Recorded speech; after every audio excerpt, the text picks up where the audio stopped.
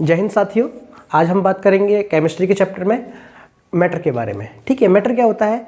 Matter एक ऐसा substance होता है जो द्रव्यमान हो, मास हो जिसके पास में, और जो स्थान घेरता हो। दुनिया में जितनी भी चीज़ें हैं वो कुछ ना कुछ क्या करती हैं, द्रव्यमान रखती हैं अपने पास में, और कुछ ना कुछ मास ऑक्यूपाई स्पेस करती हैं, स्थान को घेरती हैं। जैसे टेबल है, टेबल एक स्थान को घेरेगी, उसका कुछ ना कुछ द्रव्यमान होगा। जैसे चीनी लेने जाते हो बाजार में, 1 किलो चीनी दे दो, 1 किलो क्या है, मास है, और जो 1 किलो चीनी स्थान घेरेगी वो क्या हो जाएगा, उसका स्पेस हो जाएगा। तो ऐसी चीज़ें, ऐसे मैटर या सब्सटेंस जो क्या करते हो, स्थान घेरते हों और इनके पास कुछ ना कुछ मास हो, उसे क्या बोलते हैं, पदार्थ बोलते हैं, मैटर बोलते हैं। मैटर आर दो substance which occupy space and have mass is known as matter. ठीक है, तो मैटर जैसे कि अगर हम एग्जाम्पल की बात करें तो घर है, मकान है, गाड़ी है, जितनी भी चीज़ें हैं जो स्थान घेरती हैं, छोटी से छोटी चीज़ें भी स्थान घेरती हैं, उसी को हम क्या बोलते हैं, पदार्थ बोलते हैं। ठीक है, अब पदार्थ बनता किससे है? पदार्थ को अगर तोड़ोगे, ईंट को अगर आप तोड़ोगे तो छोटे छोटे पार्टिकल्स में निकलेंगे, तो उन्हें कण बोलते हैं। क्या बोलते हैं? कण। तो पदार्थ किससे मिलकर बना है? कणों से मिलकर बना है। ठीक है, और ये कण आपस में क्या करते हैं, निरंतर गति करते रहते हैं। क्या करते रहते हैं? निरंतर गति करते रहते हैं। इन कणों के बीच में एक रिक्त स्थान होता है, उस रिक्त स्थान को हम क्या कहते हैं, अंतरा आणविक स्पेस बोलते हैं, अंतरा आणविक स्थान बोलते हैं। ठीक है, या फिर हम इंटरमोलिकुलर स्पेस बोलते हैं इंग्लिश में। ठीक है, और इनके बीच की दूरी को क्या बोलते हैं, अंतरा आणविक दूरी बोलते हैं, इंटरमोलिकुलर डिस्टेंस बोलते हैं। जो पार्टिकल्स होते हैं, कण होते हैं, एक दूसरे को क्या करते हैं, अट्रैक्ट करने का काम करते हैं। पार्टिकल क्या करते हैं, एक दूसरे को अट्रैक्ट करते हैं। ठीक है, अब हम बात करते हैं कि टाइप्स ऑफ मैटर। मैटर की कितने टाइप की होती है? जैसे कि मैटर को 2 पार्ट में डिवाइड किया गया है, एक भौतिक आधार पे, फिजिकल कंडीशन के बेसिस पे, और एक किया गया है आपको रासायनिक आधार पे, रासायनिक बेसिस कंडीशन पे। ठीक है, जिसमें फिजिकल में क्या आता है, सॉलिड आता है, लिक्विड आता है, गैस आ जाती है। लेकिन हम अगर उसकी बात करें केमिकल बेसिस पे बात करें तो तत्व आ जाते हैं, यौगिक आ जाता है, मिश्रण आ जाते हैं, ये सारी चीज़ें आती हैं। ठीक है, तो हम पहले भौतिक आधार की बात करते हैं। भौतिक आधार की अगर हम बात करें तो भौतिक आधार में सबसे पहला पार्ट क्या होता है, ठोस का होता है। ठीक है, ठोस, किसी भी चीज़ को ठोस क्यों बोलते हैं? देखो, ठोस में क्या होता है, जो कण होते हैं वो बहुत पास पास होते हैं। ठीक है, जैसा कि यहाँ दिखा रखा है कि ठोस में जितने भी कण होते हैं वो बहुत पास पास होते हैं। इसका मतलब इन कणों के बीच की जो अंतरा आणविक दूरी होगी, इंटरमोलिकुलर डिस्टेंस होगी, वो नेग्लिजिबल होगी, नगण्य होगी, कम होगी।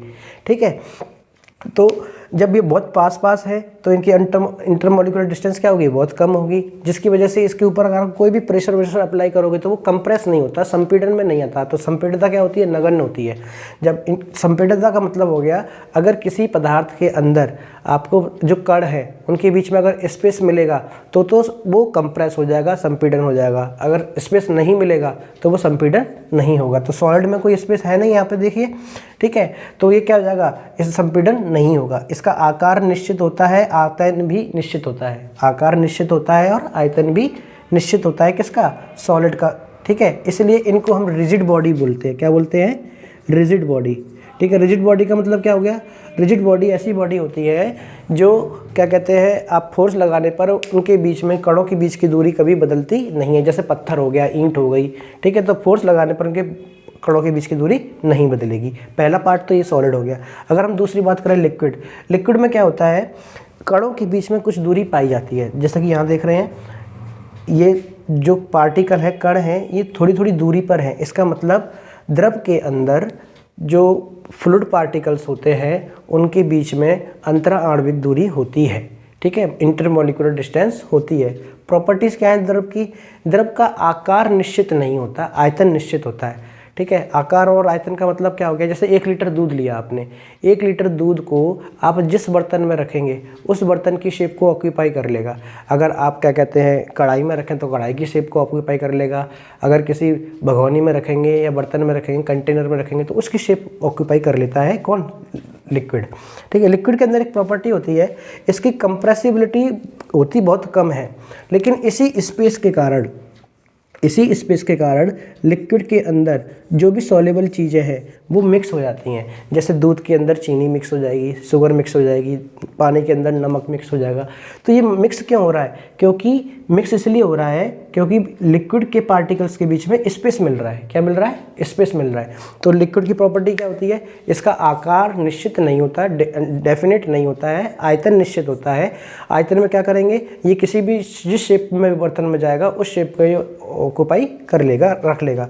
ठीक है, बहुत कम संपीड़न होता है। ठीक है, इसलिए हम लिक्विड को क्या बोलते हैं? इनकम्प्रेसिबल फ्लूइड बोलते हैं। क्या बोलते हैं? Incompressible fluid. ये कंप्रेसिबिलिटी बिल्कुल नेग्लिजिबल होती है, नगण्य होती है। ठीक है, रिजिड होते हैं, ठीक, और बहुत कम संपीड़न होता है। अगर हम गैस की बात करें तो गैस के पार्टिकल बहुत दूर दूर होते हैं। क्या होते हैं? बहुत दूर दूर होते हैं। इनके अंदर अंतराणविक दूरी जो है, इंटरमोलिकुलर स्पेस बिटवीन पार्टिकल्स बहुत दूर दूर होता है। ठीक है, और इनके अंदर क्या होता है? वेलोसिटी होती है, जिसे बोलते हैं हम काइनेटिक एनर्जी। वेलोसिटी की वजह से कौन सी एनर्जी जनरेट होती है? काइनेटिक एनर्जी जनरेट होती है, गतिज ऊर्जा बोलते हैं। ठीक है, इनका आकार और आयतन निश्चित नहीं होता।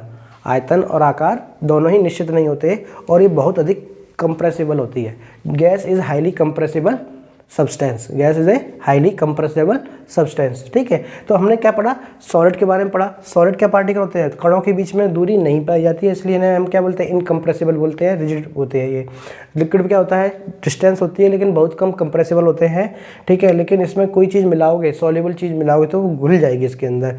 गैस क्या होता है? गैस में पार्टिकल बहुत दूर दूर होते हैं। ठीक है, और उनका आकार आयतन निश्चित नहीं होता। एक पॉइंट होता है ट्रिपल पॉइंट। क्या होता है? Triple point. ट्रिपल पॉइंट एक ऐसा पॉइंट होता है जहां पर पदार्थ की तीनों अवस्थाएं एक साथ मिल जाती हैं। Triple point are the point where the three stages of the substance are get together. ठीक है, मिल जाती है। जैसे अगर हम पानी की बात करें, पानी अगर सॉलिड है तो वो क्या बन जाएगा? बर्फ़ बन जाएगा। पानी अगर लिक्विड है तो पानी रहेगा। अगर पानी गैस बन जाएगा तो वेपर फॉर्म में चला जाएगा, वाटर वेपर जिसे बोलते हैं। ठीक है, तो ट्रिपल पॉइंट पानी की अगर हम बात करें तो 273.15 केल्विन होता है। इसको हम 0 डिग्री सेंटीग्रेड भी बोलते हैं। क्या बोलते हैं? 0 डिग्री सेंटीग्रेड। इसका मतलब क्या हो गया? जो 0 डिग्री सेंटीग्रेड पे पानी होगा उसमें बर्फ़ भी होगी, सॉलिड कंडीशन भी होगी, लिक्विड भी होगा, पानी भी होगा, और आपका क्या कहते हैं? गैस भी होगी, वाटर वेपर्स भी होंगी। आई होप ये समझ में आया होगा आपको। अब हम बात करते हैं पदार्थों की तीनों अवस्थाओं के बीच में जो तुलनात्मक अध्ययन कर सकते हैं हम, उसके रिस्पेक्ट में बात करते हैं। जैसे सॉलिड है, सॉलिड में पार्टिकल क्या होते हैं? बहुत पास पास होते हैं। अंतराणविक दूरी, इंटरमोलिकुलर स्पेस क्या होता है? बहुत कम होता है। ठीक है, जिसकी वजह से इनकी डेंसिटी बढ़ जाती है। डेंसिटी बढ़ जाती है। डेंसिटी का मतलब कितने पास पास पार्टिकल्स हैं। ठीक है, डेंसिटी फिजिक्स में भी है, वो एक प्रॉपर्टी है, उसके बारे में भी बताएंगे। ठीक है, तो यहाँ पर डेंसिटी का मतलब क्या, ये समझिए कि कितने पास पास हैं। ठीक है, तो देखिए आप इसको इन तीनों इस अवस्था को इस तरीके से समझ सकते हो कि एक रेलगाड़ी है। ठीक है, रेलगाड़ी में 3 तरीके की बोगी होती हैं। एक जनरल बोगी होती है, एक क्या होता है आपका स्लीपर कोच होता है, और एक होता है एसी कोच। ठीक है, तो जनरल बोगी किस तरीके से भरी होती है? सीट होती है 80 की, भरे होते में 200 जाते हैं, तो कितने परसेंट होते हैं? 200। तो उनके अंदर डेंसिटी क्या हो जाएगी? ज़्यादा हो जाएगी, पास पास हो जाएंगे। लिक्विड में स्लीपर कोच चले जाओ, स्लीपर कोच में जिसकी सीट होगी वही बैठेगा, पास पास बैठेंगे। और गैस एसी, एक कमरा मिलता है उसमें घूमते रहो। ठीक है, तो वो एसी कोच होता है गैस के रिस्पेक्ट में। तो इस रिस्पेक्ट में हम इनको समझ सकते हैं। तो डेंसिटी के रिस्पेक्ट में अगर हम बात करें तो सबसे ज़्यादा डेंसिटी किसकी है? पार्टिकल किसके सबसे ज़्यादा पास पास है? सॉलिड के है। तो ठोस की डेंसिटी सबसे ज़्यादा होती है, उसके बाद द्रव की, और सबसे कम गैस की डेंसिटी होती है। ठीक है, अगर हम बात करें इंटरमोलिकुलर फोर्स ऑफ अट्रैक्शन कि जो कण है, कण के बीच में लगने वाला फोर्स ऑफ अट्रैक्शन किस में ज़्यादा है, किस में कम है, तो देखो यहाँ पे स्पेस कम है तो यहाँ पे पार्टिकल क्या है? एक दूसरे को अच्छी तरीके से दोस्ती बन कर रहेंगे। ठीक है, तो सॉलिड के अंदर, ठोस के अंदर जो अट्रैक्शन फोर्स है, आकर्षण बल है, वो ज़्यादा होता है। द्रव के अंदर कम होता है, गैस के अंदर सबसे कम होता है। अगर हम प्रसार की बात करें, एक्सपेंशन की बात करें कि कौन सी चीज़ ज़्यादा एक्सपेंड हो सकती है, तो सबसे ज़्यादा एक्सपेंड कौन सी होगी? गैस। गैस के पार्टिकल में क्या होती है? गतिज ऊर्जा होती है, वो घूमते रहते हैं तो ज़्यादा एक्सपेंड कर सकते हैं। जैसे कि सिलेंडर होता है, 14 kg का सिलेंडर आता है, उसमें गैस देखो, चाहे 14 kg गैस हो चाहे 1 kg गैस हो, प्रेशर उतना सेम आता है। तो इसका मतलब क्या है? उनके अंदर एक्सपेंशन होने की प्रोबेबिलिटी ज़्यादा होती है। तो एक्सपेंशन गैस में सबसे ज़्यादा होता है, उसके बाद द्रव में होगा, सबसे कम किस में एक्सपेंशन होगा? ठोस में एक्सपेंशन होगा। अगर विसरण की बात करें तो विसरण क्या होता है? विसरण का मतलब होता है सभी डायरेक्शन में फैलना। क्या होता है? सभी डायरेक्शन में फैलना। जैसे परफ्यूम लगाते हो तो परफ्यूम क्या करता है? खुशबू देता है और खुशबू चारों तरफ देगा, तो उसे बोलते हैं डिफ्यूजन, विसरण बोलते हैं। ठीक है, तो डिफ्यूजन का किस में ज़्यादा होगा? जिसमें पार्टिकल को घूमने की आज़ादी ज़्यादा होगी। तो गैस में पार्टिकल को घूमने की आज़ादी ज़्यादा है, इसलिए गैस के अंदर जो डिफ्यूजन होता है वो सबसे ज़्यादा होता है। उसके बाद द्रव में कम आज़ादी है घूमने की, तो द्रव में कम होगा, और ठोस में आज़ादी है ही नहीं है तो ठोस में बिल्कुल कम होगा, क्या, डिफ्यूजन। अगर हम गतिज ऊर्जा बात करें, गतिज ऊर्जा मतलब घूमना, तो गैस के पार्टिकल सबसे ज़्यादा घूम सकते हैं, द्रव के पार्टिकल उससे कम घूमेंगे, ठोस के पार्टिकल सबसे कम घूमेंगे। ठीक है, अगर हम बात करें अंतरा आणविक स्पेस के बारे में, इंटरमोलिकुलर स्पेस, ठीक है, दो पार्टिकल के बीच में जगह, किस में सबसे ज़्यादा जगह है, आप देखो यहाँ पे पार्टिकल भरे पड़े हैं, यहाँ पे पार्टिकल के बीच में स्पेस कम है, सबसे ज़्यादा स्पेस किसके अंदर है, गैस के अंदर, सबसे उसके बाद द्रव के अंदर, और सबसे कम ठोस के अंदर स्पेस कम होता है। आई होप ये चीज़ें आई होंगी समझ में, ये इंपॉर्टेंट है, यहाँ से कभी कभार एक क्वेश्चन पूछ लेता है, ये है कि पदार्थ की अवस्था में परिवर्तन कैसे किया जाता है। पदार्थ की अवस्था में परिवर्तन दो तरीके से होता है, एक परिवर्तन होता है तापमान में परिवर्तन करके, और दूसरा होता है दाब में परिवर्तन करके। तो सबसे पहले हम पढ़ते हैं तापमान में परिवर्तन करके। तापमान में परिवर्तन कैसे होता है ये देखिए, जब भी तापमान में परिवर्तन का मतलब जब भी किसी चीज़ को गर्म करोगे तो वो अलग अलग अवस्थाओं में आएगी, या फिर किसी चीज़ को ठंडा करोगे तो वो भी अलग अलग अवस्था में आएगी। जैसे बर्फ़ है, बर्फ़ ठोस अवस्था में होती है, बर्फ़ को अगर आपने हीट किया, ताप उसका बढ़ाया, तो क्या बन जाएगी, जल बन जाएगा। वो जल कैसी अवस्था है, द्रव अवस्था है, और दोबारा और हीट करोगे तो वो क्या बन जाएगी, वाष्प बन जाएगी। वाष्प कैसी है, गैस अवस्था है। अब गैस से हमें किस में जाना है, द्रव में जाना है, तो उसे क्या करना पड़ेगा, ठंडा करना पड़ेगा, और द्रव से थोड़े सॉलिड में आना है तो क्या करना पड़ेगा, उसे भी ठंडा करना पड़ेगा। तो तापमान के अंदर अगर किसी बढ़ते हुए क्रम में जाना है, सॉलिड से लिक्विड, लिक्विड से गैस जाना है, तो हीट करना पड़ेगा, तापमान बढ़ाना पड़ेगा। और जब हम गैस से लिक्विड में आए, लिक्विड से सॉलिड में आए, तो तापमान कम करना पड़ेगा, कंडेंसेट करना पड़ेगा, फ्रीजिंग करना पड़ेगा, ठंडा करना पड़ेगा उसे। ठीक है, दूसरा है दाब में परिवर्तन। क्या है, दाब में परिवर्तन। दाब में परिवर्तन का मतलब क्या होता है, जैसे मुझे ठोस से क्या बनाना है, द्रव बनाना है, ठोस से क्या बनाना है, द्रव, तो क्या कर दूं, मेल्ट कर दूं, गला दूं, से पिघला दूं, तो ठोस से क्या बन जाएगा, द्रव बन जाएगा। ठीक है, द्रव से क्या बनाना है, गैस बनाना है, तो द्रव से गैस बनाने के लिए क्या कर दूं, वाष्पीकरण कर दूं, इवेपोरेट कर दूं, उसे टेम्परेचर बढ़ा के उसे क्या कर दूं, इवेपोरेट कर दूं, तो वो क्या बन जाएगा, गैस बन जाएगा। ठीक है, जैसे द्रव से आना है ठोस में, द्रव से आना है ठोस में, तो क्या कर दूं, फ्रीज कर दूं, फ्रीज करने पे क्या हो जाएगा, टेम्परेचर भी कम होगा, प्रेशर भी कम हो जाएगा, तो वो ठोस में बन जाएगा। अगर गैस से द्रव में आना है तो संघनन प्रक्रिया होती है, कंडेंसेशन बोलते हैं। क्या बोलते हैं, कंडेंसेशन। उसे इतना प्रेशर कर दो, प्रेशराइज कर दो, क्या हो जाएगा, वो लिक्विड में। जैसे कि सिलेंडर है, सिलेंडर में जब गैस को हाई प्रेशर से डाला जाता है तो वो लिक्विड कंडीशन में बन जाती है। ठीक है, लेकिन एक ऐसी अवस्था भी है जिसमें ठोस से सीधा हम किस में जाते हैं, गैस में जाते हैं। किस में जाते हैं, गैस में जाते हैं। तो वो कौन सी अवस्था होती है, सब्लिमेशन प्रोसेस होता है। कौन सा प्रोसेस होता है, वो सब्लिमेशन, ऊर्ध्वपातन प्रक्रिया होती है, सब्लिमेशन प्रोसेस होता है, जिसमें ठोस से सीधा किस में जाते हैं, गैस में जाते हैं। जैसे कि आपने कपूर देखा होगा, कपूर को हाथ पर रख दो और जला दो, ठीक है, वो लिक्विड में नहीं बनेगा, वो क्या होगा, सीधा सॉलिड से गैस में जाएगा, वेपोरेट हो जाएगा। ठीक है, आई होप ये समझ में आया होगा आपको। पदार्थ की और दो अन्य अवस्थाएं होती हैं, एक होती है प्लाज्मा, एक होता है बोस आइंस्टीन।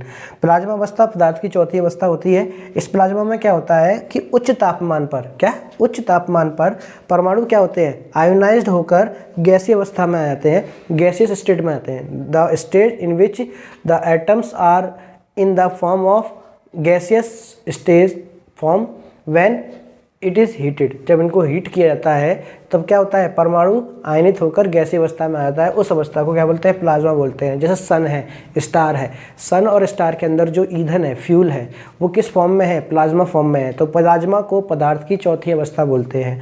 नेक्स्ट आता है आपका बोइस आइंस्टीन। कौन है, बोइस आइंस्टीन है। ठीक है, तो बोइस आइंस्टीन, सत्येंद्रनाथ बोस और एल्बर्ट आइंस्टीन ने मिलकर पदार्थ की पांचवी अवस्था निकाली, जिसको हम क्या बोलते हैं, बोइस आइंस्टीन बोलते हैं। ठीक है, लाइट एक पदार्थ नहीं है, क्योंकि लाइट जो है स्पेस तो है लेकिन उसका कोई द्रव्यमान नहीं है। जो लाइट आ रही है आपके घरों में, क्या उसे आप नाप सकते हो कि कितना किलो लाइट आ रही है, नहीं नाप सकते हैं। तो लाइट के पास स्पेस तो है, पूरे घर में रोशनी कर देगी, लेकिन द्रव्यमान उसका नहीं है। तो इसलिए लाइट एक सब्सटेंस नहीं है।